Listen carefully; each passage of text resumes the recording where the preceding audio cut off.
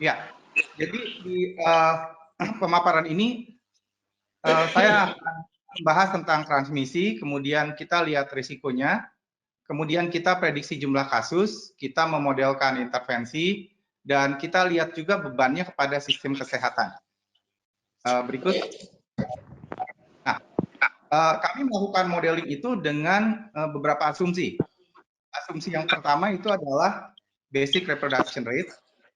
Ini adalah satu orang terinfeksi COVID itu akan menularkan ke berapa orang. Angkanya antara 1,5 sampai 3,5. Untuk model ini kami pakai yang basic reproduction rate-nya atau R0-nya sama dengan 2. Berikut. Slide berikut. Nah, ini contoh gambaran dari apa yang dinamakan basic reproduction rate-nya sama dengan 2. Kemudian kami lihat juga dari grafik-grafik yang ada, berapa lama kasus ini menjadi 2 kali lipat. Dalam hal ini kami pakai 4 hari. Kemudian kami pakai informasi kapan kalau tidak dilakukan kapan pandemi ini akan berhenti. Di epidemiologi kita kenal yang namanya herd immunity. Jadi kalau sudah tercapai herd immunity, karena sudah tidak ada lagi orang yang berisiko yang bisa ditularkan, dia akan turun sendiri. Dari paper-paper yang ada, herd immunity 50 sampai 70%, kami pakai yang 50%. Berikutnya. Nah, ini gambaran dari kalau kita lihat dari beberapa publikasi yang ada. Jadi 86% dari kasus COVID-19 positif itu adalah tidak terdeteksi karena mereka tidak bergejala, tapi mereka tetap menular. Ini yang sulit kita cari. Nah, kasus ringan dari seluruh COVID-19 yang positif itu sekitar 11,4%. Ini yang mungkin bisa terdeteksi dengan tes. Kemudian kasus pneumonia sekitar 1,93%. Ini yang butuh perawatan rumah sakit. Kemudian ada yang butuh ICU dan ventilator sekitar 0,36%, dan kematian dari seluruh yang terinfeksi COVID-19 itu 0,32%. Jadi bukan dari yang terdeteksi. Karena kalau yang terdeteksi itu sangat tergantung kita.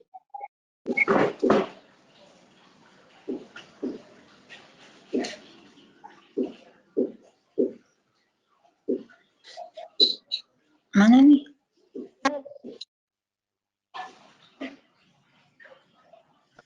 Slide berikut. Nah, kami mulai dari lihat faktor risiko aja apa saja yang ada di Indonesia, dan kami mencoba memetakan risiko per provinsi, bukan dari kasus yang terlaporkan, karena itu akan bias. Nah, jadi kami lihat jumlah penduduk Indonesia yang besar, kemudian kami lihat penduduk dewasanya, karena dari data yang ada sekarang menularnya sebagian besar di penduduk dewasa. Kemudian kami lihat lagi berapa penduduk yang tinggal di daerah perkotaan, karena daerah perkotaan asumsinya adalah pergerakan manusia lebih banyak. Kemudian penduduk yang tinggal di rumah yang kecil, jadi mereka berdekatan. Kami lihat juga angka insiden pneumonia dari data BPJS, kemudian populasi yang bepergian dari Susenas, dan perilaku yang melakukan cuci tangan tidak baik. Berikutnya. Hal lain yang kami pertimbangkan juga provinsi mana yang sudah teridentifikasi adanya COVID-19 positif, sama provinsi-provinsi yang punya penerbangan langsung dari dan ke Wuhan. Berikut. Ini adalah kalau kita petakan provinsi kita menurut risiko untuk penularan. Bukan dari kasus yang terlaporkan, cuma dari risiko yang ada. Jadi kita lihat di sini, itu hampir seluruh Jawa itu berada pada risiko yang tinggi. Ya, kemudian ya kita bisa lihat nanti masing-masing di provinsi mana aja yang lebih kurang risikonya. Nah, ini yang hasil request dari model yang kami lakukan dengan catatan kita diam saja, tidak ada intervensi apapun. Jadi kemungkinan besar skenario ini tidak terjadi karena Kita tahu pemerintah sudah melakukan intervensi. Yang nanti kita lihat apakah intervensinya cukup atau tidak. Jadi kalau kita tidak lakukan apa-apa, pandemi ini akan berhenti sendiri kalau di Indonesia sudah ada 80 juta orang yang tertular. Karena sudah mencapai herd immunity. Masalahnya kalau kita biarkan, betul, yang sekitar 68 juta itu nggak apa-apa. Tapi ada 8,8 juta yang akan butuh perawatan rumah sakit, dan nanti 2,4 juta yang memerlukan perawatan rumah sakit. Ini yang jadi masalah nanti kalau kita bandingkan dengan kemampuan dari fasilitas kesehatan kita. Berikut. Nah, ini contohnya, ini adalah kalau kita prediksi dalam kondisi yang paling jelek.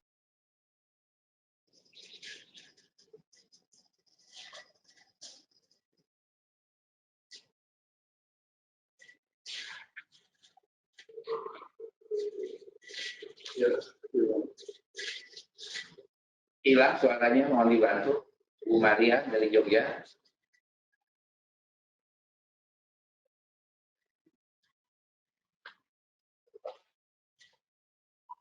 Berikutnya. Nah, ini adalah sama, ini masih worst case scenario kalau kita diam saja. Jadi kalau kita diam saja, itu bisa sampai hampir 140.000 orang dengan COVID-19 yang butuh perawatan di rumah sakit per harinya. Maksudnya puncaknya itu pada hari ke-57. Nah, ini tapi dengan catatan tadi, worst case scenario. Berikutnya. Nah, sekarang kita lihat intervensi apa saja yang bisa kita lakukan. Ini adalah intervensi yang kami lihat dari beberapa negara sudah lakukan. Jadi ada deteksi kasus, deteksi dini dan dilanjutkan isolasi, kemudian identifikasi kontak potensial, kemudian isolasi mandiri kalau ada gejala ringan atau kontak dengan orang yang positif, kemudian testing dilakukan secara massal, jadi bukan sedikit tapi massal, kemudian social distancing. Social distancing ini bisa dalam tingkat yang rendah, jadi sukarela. Yang kedua adalah dalam taraf sedang, jadi ini sudah ada mandatory, keharusan dari untuk menutup sekolah dan kantor-kantor. Kemudian tinggi, kalau social distancing tinggi itu artinya kita sudah batasi aktivitas publik, kita batasi orang-orang bepergian. Berikutnya.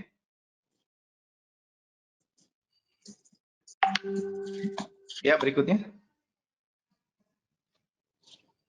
Nah, ini kalau kita lihat dari pengalaman beberapa negara. Jadi kita lihat contohnya China, ini agak terlambat dia intervensinya. Ya.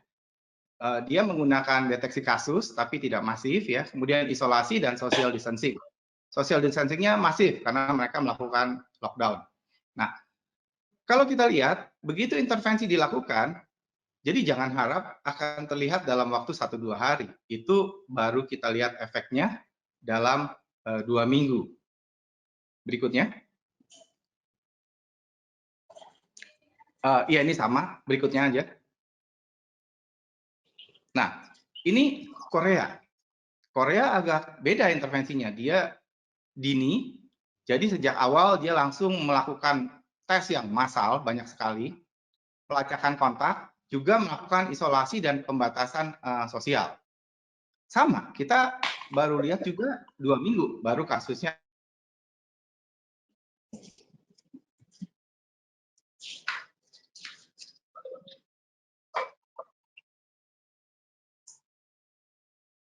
Mohon dibantu, waktu tinggal 5 menit.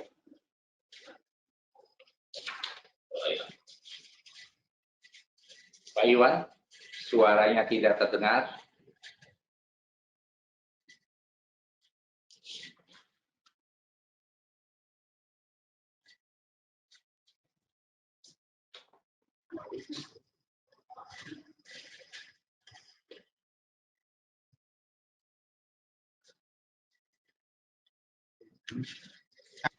Slide berikut. Slide berikutnya, ya berikutnya lagi. Nah, ini kalau kita modelkan beberapa intervensi. Jadi kita memberikan pilihan intervensi dalam tahap rendah, moderat, dan tinggi intensitasnya. Ini kita lihat jumlah total kasus yang membutuhkan perawatan rumah sakit. Jadi kami tertariknya lihat yang butuh perawatan rumah sakit berapa. Bukan hanya sekedar positif, karena positif sebagian besar juga tidak bergejala, bahkan tidak terdeteksi oleh sistem.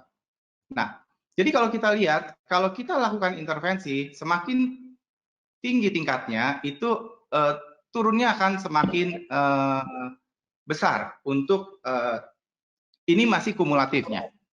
Berikutnya. Berikut. Nah, ini adalah dampaknya terhadap kasus harian. Jadi kalau kita lakukan intervensi, selain kita menurunkan puncaknya, kita juga akan menggeser puncak dari epideminya. Nah, pergeseran puncak ini membantu kita untuk bersiap untuk fasilitas kesehatan kita. Berikut. Nah, ini adalah kematian. Jadi kematian tidak akan bisa dihindarkan. Meskipun kita sudah melakukan intervensi dalam intensitas tinggi, itu menurut model kami akan ada sekitar 12.000 kematian. Kalau kita bisa lakukan intervensi medis, tentunya kematian ini bisa ditekan. Ya diharapkan jangan 12.000, mungkin bisa setengahnya 6.000 atau 5.000 kematian. Nanti kita lihat ke slide berikutnya, kenapa bisa terjadi kematian. Berikutnya. Nah, oke, berikutnya, ini lewat aja. Nah, ini kita lihat fasilitas kesehatan kita. Ini coba kalau kita coba petakan, kita punya tempat tidur berapa sih di rumah sakit? Yang atas itu adalah seluruh tempat tidur di rumah sakit apapun. Yang bawah itu adalah di kelas A dan B. Kenapa kami pakai kelas A dan B? Karena asumsinya di kelas A dan B itu ada ventilator. Pasien-pasien COVID-19 yang berat itu butuh ventilator. Berikut. Nah, ini kalau kita petakan dari 132 rumah sakit rujukan COVID yang sudah dialokasikan oleh pemerintah. Itu adalah jumlah tempat tidurnya menurut provinsi. Berikut.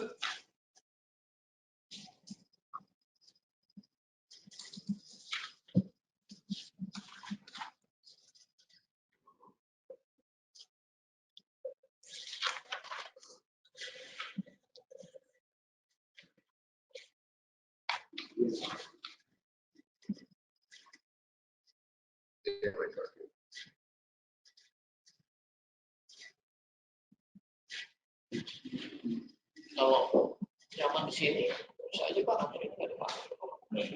Bisa, nggak usah pindah-pindah. Repot kali ya? Hah? Repot kali. Iya. Tapi kan cukup, ini kan, fasilitasnya juga bisa profile.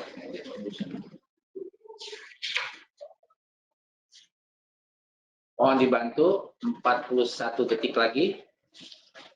Mohon maaf, Pak Irawan, sepertinya internet Bapak kurang bagus. Baik. Halo, Pak Irawan, apa bisa mendengar suara dari kami? Atau nanti diganti ya, di kesempatan satu menit terakhir. Bapak, sepertinya internetnya Bapak Irawan koneksinya jelek, Bapak. Coba. Ya. Sekarang kedengeran ya? Oh, sudah masuk, Bapak? Silakan. Ya. Nah, slide berikutnya, Pak. Tapi 2 menit, Pak. Saya tambah 2 menit, Pak. Ya, slide berikutnya. Nanti kirim kembali materi yang profesional. Ya, ini adalah kalau kita coba petakan kebutuhan ventilator untuk pasien COVID-19 yang berat. Jadi kita lihat, kalau kita bisa mengalokasikan seluruh ventilator yang ada di Indonesia ini untuk pasien COVID-19, dan kita melakukan intervensi dengan intensitas tinggi, itu cukup. Tapi apakah bisa kita lakukan seperti itu? Dan ini pun belum memperhatikan distribusi ventilator kita. Nah, garis yang kedua itu adalah kalau kita asumsikan kita mengalokasi 50% ventilator karena ventilator sisanya masih dibutuhkan oleh pasien lainnya. Itu nggak cukup. Nah, ini yang akan menyebabkan kematian yang tinggi. Sehingga fasilitas kesehatan harus kita siapkan juga supaya kita bisa mengurangi kematian. Artinya bukan hanya kasus COVID-19 saja yang kita kurangi dengan pencegahan yang ada di masyarakat, tapi fasilitas kesehatan pun harus kita siapkan. Berikutnya. Berikutnya. Silakan berikutnya. Nah, berikutnya aja, lewat aja ini. Nah, jadi apa yang kami rekomendasikan, dari model itu kami merekomendasikan, berikutnya. Enggak, maju. Nah, ini, ya. Jadi yang kami rekomendasikan, yang tadi, ya. Ada 4 langkah, yaitu yang pertama, seperti yang sudah dilakukan, mewajibkan social distancing, cuma harus yang dalam skala besar. Ya, kita bersyukur pemerintah sudah melakukan itu secara kebijakan. Nah, pelaksanaannya yang ditunggu.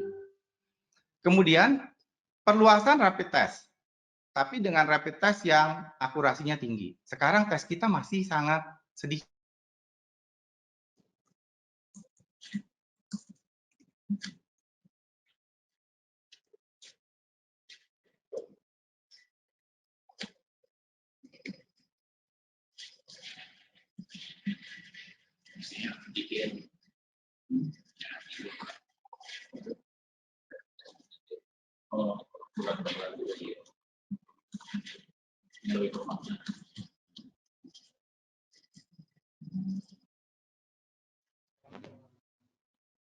Sudah, Bu Mbak Iwan, mohon maaf.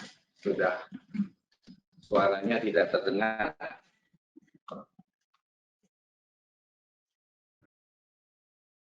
Bu Maria, bisa dibantu? Sepertinya ini koneksinya Pak Irawan, Terima Bapak, kasih. atau bisa dilanjutkan untuk Kita langsung aja ya. ya. Ya. Yang ketiga ya. Bu Maria, saya kirim email untuk materinya Pak Sobat ya. Baik, Bapak. Terima kasih Pak Iwan. Ya, sama-sama Pak. Terima kasih. Jadi tadi dengan jelas sekali Pak Iwan sudah menyampaikan skenario sampai kira-kira 60 hari. Kemudian juga di sana disampaikan kalau tidak dilakukan sama sekali intervensi, ada sekitar 8,8 juta orang yang terpapar begitu ya, dengan kematian 12.000. Nah, bagaimana sekarang kita melakukan skenario intervensi? Tadi Pak Iwan sudah menyampaikan mewajibkan terjadinya social distancing, tetap tinggal di rumah. Terima kasih hari ini kemarin sudah diumumkan oleh Bapak Presiden, yaitu dengan pengendalian sosial secara besar. Tolong di tiap daerah Bapak Bupati, Wali Kota mengambil peran yang lebih aktif dengan melakukan nama di istilah kesehatan PWS, pemantauan wilayah setempat. Tentukan saja mana yang kuning, hijau, dan merah seperti gambar ini di Kota Tangerang Selatan. Terima kasih Ibu Wali Kota Tangerang Selatan, Bu Aidin, yang sudah mendetilkan ini semua. Sehingga 3 kecamatannya sudah hampir 4-5 hari ini dilakukan mungkin istilahnya semi lockdown begitu ya. Pondok Aren, Pamulang, Ciputat Timur, dan Ciputat. Nah, mudah-mudahan di tempat-tempat lain juga demikian. Di tingkat provinsi terlihat bahwa Bapak Ridwan Kamil, Gubernur Jawa Barat, sudah memutuskan dengan data lengkap dilakukan rapid test, yaitu Kota Sukabumi, kemudian Bekasi, mungkin di 2-3 tempat lagi, kemarin sudah ada 4 kabupaten kota, dan ternyata di Kota Sukabumi dibantah oleh Bapak Wali Kota, tetapi ternyata data tersajinya jelas sekali dari pihak kepolisian yang sudah mengumumkannya. Dan terakhir sekarang bagaimana di seluruh wilayah Indonesia? Mohon kiranya provinsi, kabupaten, kota, dan kita para ahli yang mendengarkan, kami sudah tercatat di sini hampir 600 orang. Tadi ada 1.547 yang terdaftar. Nah, untuk mengetok tularkan ilmu ini kepada seluruh penentu kebijakan di lapangan. Ya. Dan kemudian terakhir adalah Pak Iwan menyampaikan wajibkan social distancing, perluas rapid test, dan penuhi semua kebutuhan layanan kesehatan, yaitu dengan isolasi, dan juga satu lagi adalah kebutuhan ventilator. Sementara di sisi hulu, yaitu masyarakat harus ditingkatkan preventionnya, dan istilah 3 tadi to prevent, to detect, and to respond tetap menjadi kata kunci. Terima kasih Pak Iwan.